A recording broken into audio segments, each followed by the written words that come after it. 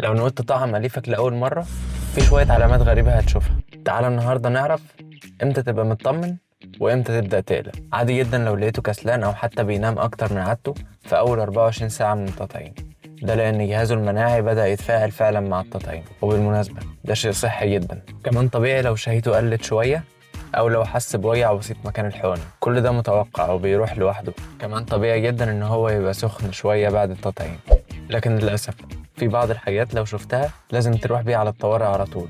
أول حاجة لو شفت في جسمه أي تورم بعد التطعيم، خاصة في الوش أو حوالين العين. تاني حاجة لو لاحظت إن هو بيهرش هرش عنيف جدا في كل جسمه، أو لاحظت في جسمه أي بقع حمراء. تالت وأخطر حاجة لو لاحظت صعوبة في التنفس أو ترجيع مستمر.